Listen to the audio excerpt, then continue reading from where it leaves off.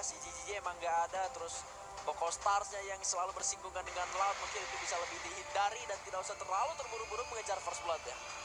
Oke. Ini harus bisa dimaksimalkan di setiap roundnya untuk memastikan kalian ya, terutama dua tim Indonesia lolos ke fase selanjutnya. Dan di fase selanjutnya tentunya akan lebih mudah mempelajari 12 tim atau 11 tim musuh kalian, karena itu aja sampai ke final nanti akan ketemu. Yang berbeda dengan knockout stage yang masih ada 18 total tim yang harus dipelajari termasuk kalian. Alright, terima kasih. Dan 13 kita akan bertemu lagi setelah Purgatory dibuyarkan oleh tim Indonesia tentunya. Amin. Dan Survivors, ini dia round kita yang kedua, Purgatory, yang akan menjadi saksi perjalanan hari terakhir Purgatory. Babak knockout stage dan pesawatnya bergerak menguntungkan sedikit menuju ke arah Torat, dikasih blue zone. Dan kita melihat lautnya langsung ke arah crossroad, terlihat terpantau 4 pemainnya langsung. Sedikit ada yang menyinggung menuju ke bagian fields, permukaan dekat Arsenal. Boko Starsnya juga mengirimkan Lim yang akan sedikit memantau menuju ke arah crossroadnya, sementara 3 pemainnya yang lain akan langsung menuju ke arah dari Mothosnya itu sendiri. Tentunya ini menjadi satu keuntungan bagi Torat apabila mereka menguasai daerah force-nya. Di situ blue zone, lootingan top tier yang harusnya mereka kapanpun nantinya bergerak itu sudah bisa maksimal ya secara resource yang mereka miliki. Tapi dari pergerakan pesawat juga tadi kita nggak melihat begitu banyak tim yang bersinggungan, bahkan player-player yang split pun masih ada jarak dengan tim lain yang player lain yang melakukan split. Namun di sisi lain juga di bagian sentral, Glory Gaming, FP Esports sama-sama harus dapat poin maksimal, mereka harus melakukan WR di early ini. Iya, ini dia mungkin salah satu dari mereka yang akan tereliminasi adalah tim yang akan sangat dirugikan juga pada akhirnya, dan akan dipastikan lebih sulit lagi untuk lolos. Tapi Joel sudah terkena tembakan yang datang, dan Nero malah mencari orang pertama yang berhasil dijatuhkan, akan langsung di ending terlebih dahulu, menjadi satu angin segar untuk All Glory Gaming.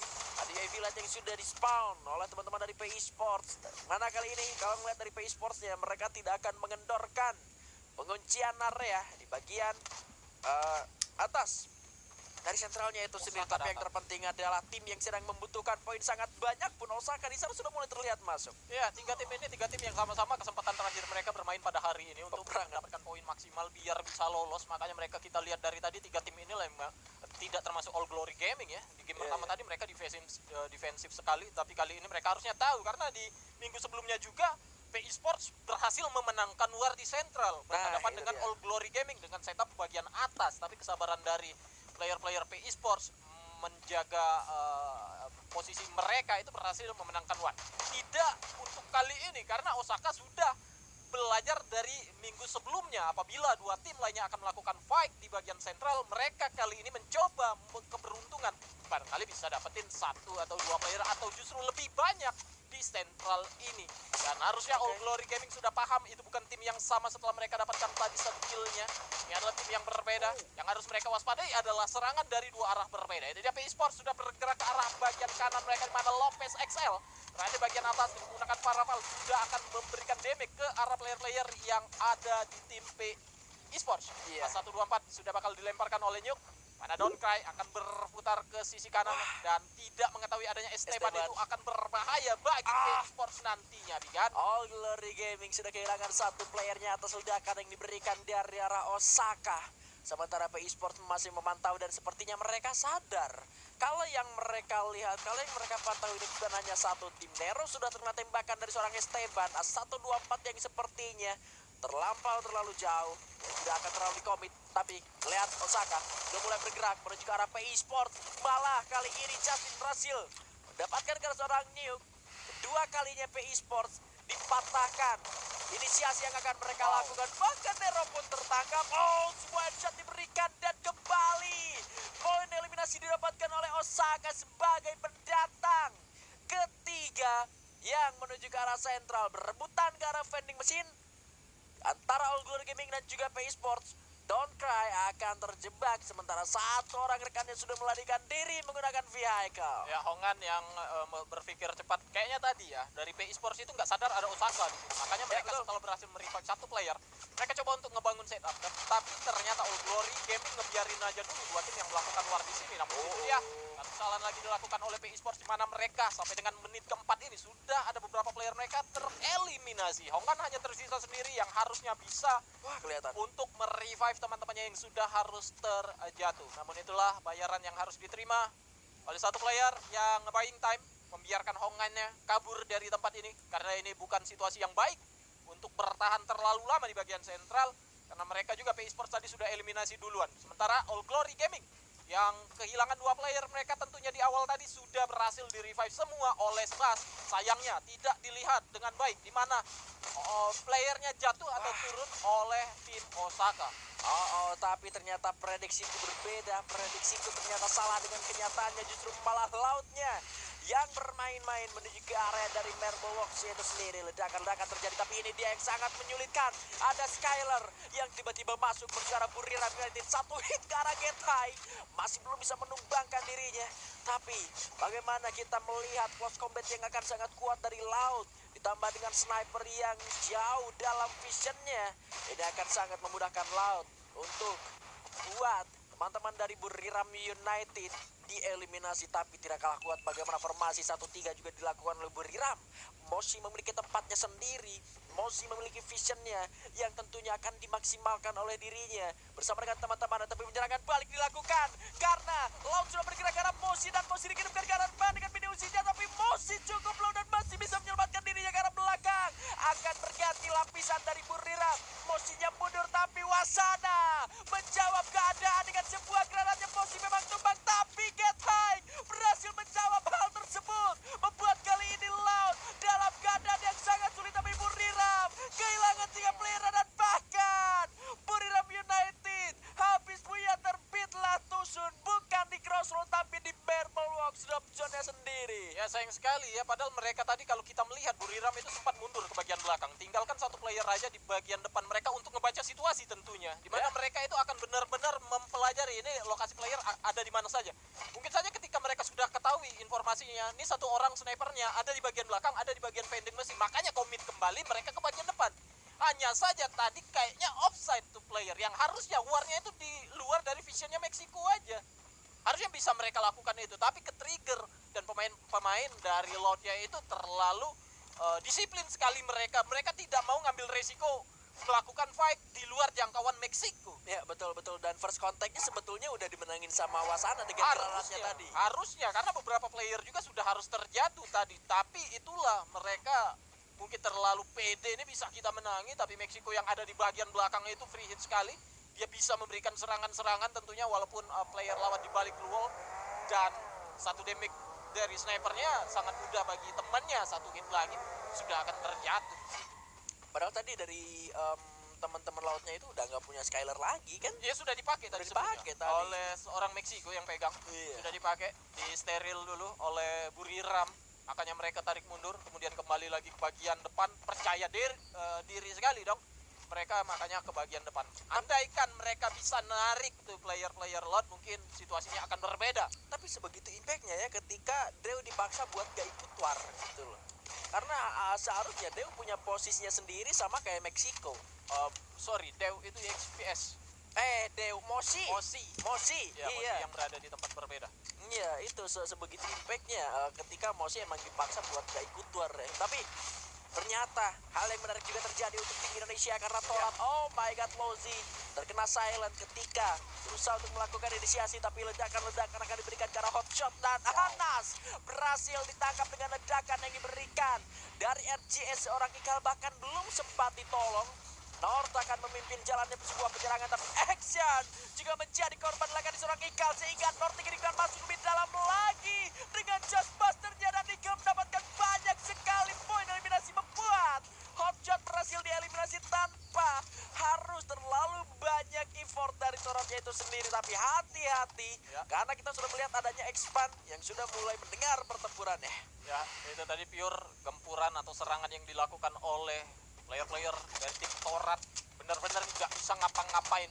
Player-player dari Hotshot, mana mereka satu orang terjatuh duluan, harus dilakukan follow up, dan tidak sempat dilakukan follow up. Player-player lainnya sudah mulai komit karena mereka, meskipun ya Torat itu kena A124 beberapa player, tapi mereka pede aja untuk bagian depan, karena kalau mereka terlalu lama ulur waktu bisa jadi akan di comeback oleh player dari tim Porsche. Ya, ini dia All Glory Gaming yang belum mendapatkan glorinya. Ya. Malah kembali ketika beberapa poinnya berhasil diselamatkan. Kali ini ditangkap oleh MyBR. Ini merupakan salah satu tim juga yang masih tanda tanya mereka bisa lolos atau enggak. Dan yang dimakan oleh mereka adalah tim yang juga sedang berjuang. The only team from Brazil that still doesn't have Booyah. Merupakan salah satu tim ataupun satu-satunya tim dari Brazil yang belum mendapatkan Booyah. Padahal kemarin ada kesempatan deh, malah EXPS yang dapat. Ya, karena MIBR juga ini masih naik turun ya performa mereka. Dan setuju. All Glory Gaming, aduh sayang sekali harus terbunuh mereka. Perjuangan mereka harus puas sampai dengan posisi 9 dan di placement ke 10 ya tadi di menit ke-9 aja. Sementara Ini. tadi kalau kita tidak melihat ya memang Osaka banyak sekali, nyayur sekali dia secara poin eliminasi. Itu yang memang harusnya dilakukan oleh tim-tim yang memang hari terakhir mereka, kesempatan terakhir mereka entah bisa atau tidaknya mereka lolos, tetapi satu hal yang baik harus mereka dapatkan di sepanjang knockout stage ini. Osaka akan melakukan itu. Iya 70 dan bahkan sekarang kalau misalkan mereka bisa memaksimalkan hal tersebut, MIBR juga akan menjadi makanan untuk dari Osaka itu sendiri. Karena kalau kita melihat dengan vehicle yang digunakan oleh MIBR akan dicegat oleh Osaka, ledakan-ledakan dari Chris juga akan sangat berbahaya. Dar masih belum berhasil merugikan seorang rugby, tapi Esteban disuruh tertembak terlebih dahulu. Oh my god, Esteban cukup low, sementara Justin ke atas, Esteban dan tumbang dibayarkan. Akan sangat sulit MIBR. Pitbull sudah terpecahkan dari Nano Life Shield-nya, tidak bisa diselamatkan kembali dan menjadi poin eliminasi pertama kembali untuk Osaka, tapi Chris berhasil dibalaskan. Esteban juga tumbang. Gus dengan mini ujinya memaksimalkan hal tersebut meskipun poinnya tersisa sedikit saja. Oh, Nano Life Shield-nya berhasil diterigger oleh MIBR, ditumbangkan oleh Osaka. Keadaan sangat sulit untuk Osaka meskipun ada vehicle tapi tidak punya kesempatan banyak untuk melakukan reviving. Ya itu dia, sayang sekali bagi MIBR, dan Osaka sangat baik sekali mereka menghadang pergerakan dari tim lawan, dan di tempat yang berbeda ternyata dari tim Torat. Apakah itu gangguan dari Expand ya?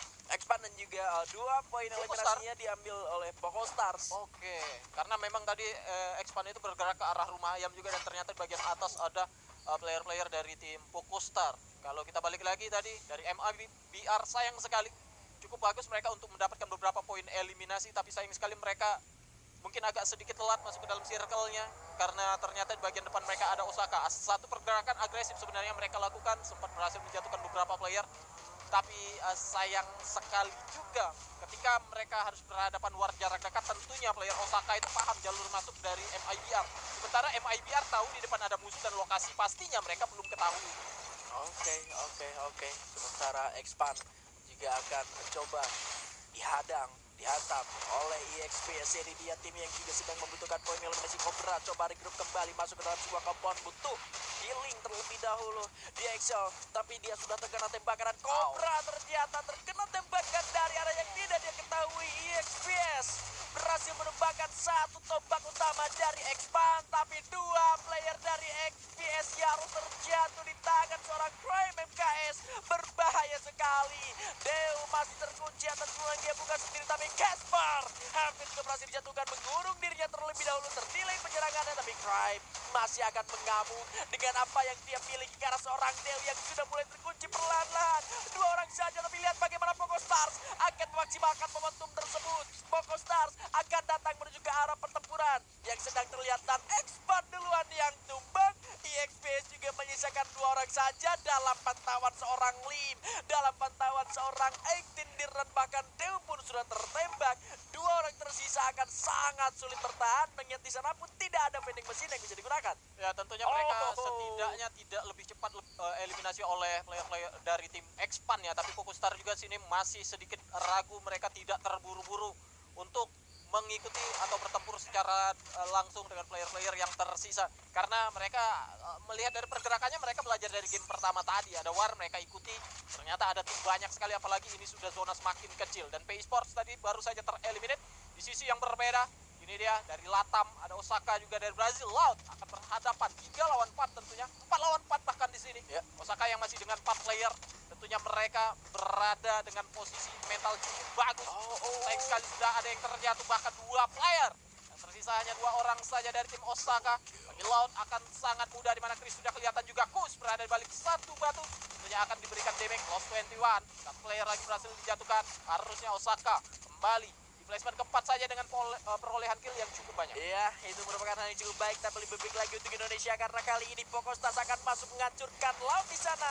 Yang terlihat hanya tersisa 2 orang yang ada di depan seorang Ektindir. Coba di grup, tapi A124-nya baik sekali Konik menuju ke arah satu player, tapi rasnya terjatuh. Coba di follow up terlebih dahulu. Sedikit terdelay memang penyerangan dari Pokostars, tapi setidaknya zona sudah berhasil diamankan oleh teman-teman Pokostars dan Laut masih bisa melakukan revive sejauh ini ya. Ya, kalau melihat dari posisi seperti ini, walaupun Pokostar ada di tengah ya, belum tentu mereka akan dipastikan aman. 2 player dari XPS itu masih sangat mengancam sekali. Nice. Setidaknya merepotkan atau membuat Pokostar itu harus ngebagi vision yang harusnya mereka bisa fokus ke arah laut. Oke, ini dia yang akan coba dilakukan. Tapi XPS juga keberadaannya cukup mengganggu. 3 granat sisa yang akan coba dimaksimalkan. Lihat, Cawan XPS. terjatuh. Ektindir coba masuk. Berhasil didapatkan. Lost 21 is no more. 7 poin eliminasi tangan Pokostars, tapi Linian sempat ditumbangkan. Masih ada backupan dari satu buah glue yang dipasang oleh rekannya. Tapi Deo akan berulah mendapatkan satu batu yang dia inginkan. Oh my god, Ektindirnya tertangkap oleh Meksiko. Mencoba peruntungan seorang Deo dari arah belakang. Akan melawan seorang Faiz, tapi ya 124-nya masih belum connect sepertinya. Menuju ke arah seorang Deo. Coba masuk dengan trogol yang dia miliki. Faiz sudah terkena tembakan, tapi ada AW balasan ke arah seorang Deo. Panutan dari seorang Faiz MKS yang kini akan dilawan oleh dirinya, tapi Pokostar terfokus menuju ke arah 2 tim yang berbeda dan Laut. Berhasil diamankan, tinggal 2 lawan 4. Ini harapan untuk tim Indonesia untuk kesekian kalinya, karena di olah 4 tentunya secara jumlah Pokostars diunggulkan. Penyerangan coba dibuka, tapi 2 orang tumbang dari Pokostars. Sayang sekali Ektindir coba masuk. Casper finally down, dan akhirnya Pokostars congratulations, thanks the Booyah.